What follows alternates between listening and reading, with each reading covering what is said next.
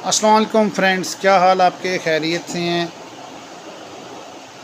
सबसे पहले नबी पाक सल्लल्लाहु अलैहि वसल्लम पर लाखों दुरूद व सलाम। आज हम जिस मेडिसिन का रिव्यू करने जा रहे हैं इसका नाम है सेफ्स्पेन।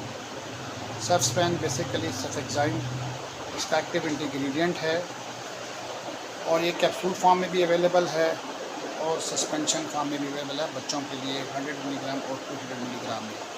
लेकिन हम जिस मेडिसिन का रिव्यू करेंगे वो है कैप्सूल फॉर्म में। सबसे पहले बता दूं कि सेफेक्साइन होता क्या है। ये बेसिकली एक एंटीबायोटिक है और ये सेफलोस्पोरिन ग्रुप से बिलोंग करता है और ये बड़ा ही वेल टॉलरेटेड और बड़ा ही सेफ़ एंटीबायोटिक है।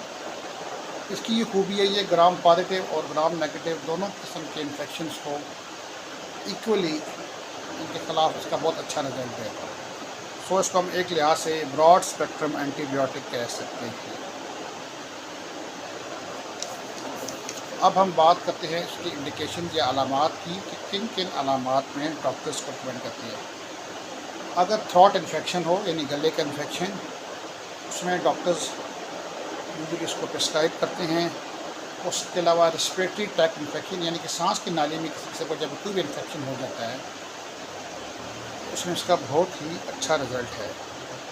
गुर्दे के मरीज़ों को जो इन्फेक्शन होता है गुर्दे में या गुर्दे के रास्ते में से यूटी इन्फेक्शन कहते हैं, ट्रैक्ट में यानी कि जो मसाने और मसाने के आसपास जो नाली है, खुदा न खास्ता वहाँ कोई इन्फेक्शन हो तो उसमें भी डॉक्टर्स इसको रिकमेंड करते हैं।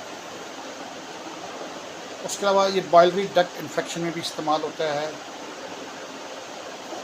बाद दफ़ा था कि बड़ा बुखार होता है, टाइफाइड कहते हैं, या नमूनिया, उन सूरतों में भी डॉक्टर्स इसको वहाँ पर भी रिकमेंड करते हैं।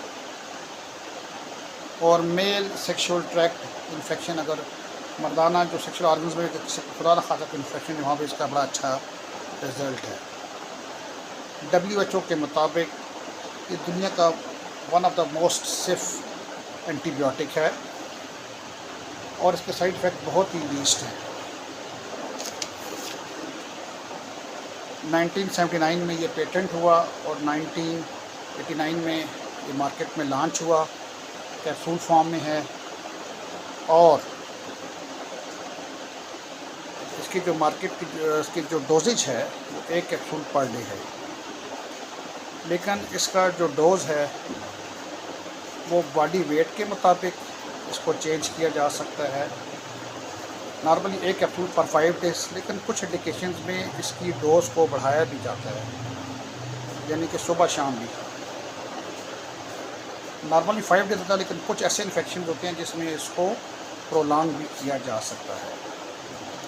अब हम साइड इफ़ेक्ट की बात करते हैं तो नॉर्मली इसमें नोज़िया, वॉमिटिंग इस किस्म की प्रॉब्लम आ सकती है। ऐसे पेशेंट जो पेनिसिलिन से इन्फेक्शन इसके साथ मतलब उनका रिएक्शन वाला करते हों तो वहाँ पर भी हल्का फुल्का इसका साइड इफ़ेक्ट हो सकता है। दूध पिलाने वाली माएँ उसको कतन यूज़ ना करें या डॉक्टर के मशवरे के तहत इस्तेमाल करें। उम्मीद है आपको आज की हमारी वीडियो अच्छी लगी होगी। आपसे हमारी गुजारिश है कि हमारी हौसला अफजाई करें, हमारे चैनल को लाइक करें, शेयर करें और सब्सक्राइब करें। हमेशा की अच्छी बात कि तमाम अदवायात बच्चों की पहुंच से दूर रखें और तमाम अदवायात डॉक्टर के नुस्खे के मुताबिक इस्तेमाल करें। आप सबका बहुत शुक्रिया।